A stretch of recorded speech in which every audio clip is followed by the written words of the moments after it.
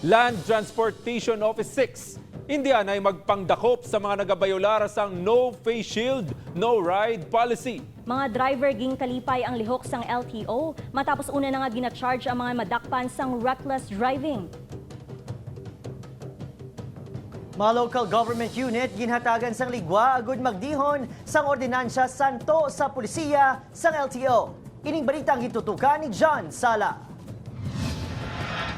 Sa 2,000 pesos nga penalidad sa madakpan nga nagasupak sa no face shield, no face mask, no ride policy sang Land Transportation Office 6, tuman kadako ini nga palasanon para sa mga jeepney drivers kangay kay Manong Rexel nga nagakita lang sang masobra 200 pesos tag sa kaadlaw bangod sang sitwasyon subong.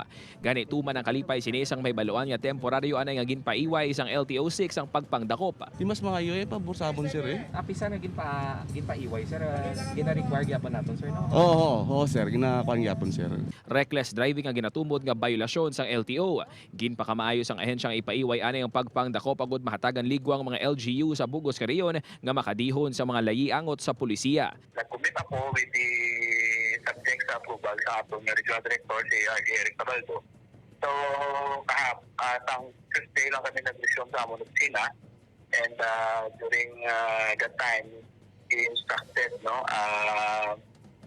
the Chief of Operations Attorney Sacramento to defer the implementation.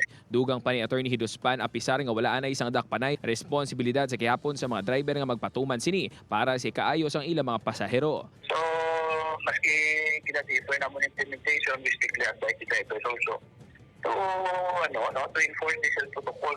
Natala na naman nga magsapuliwat ang LTO 6 kag Iloilo City LGU agud liwat nga talakayon ang pulisiya.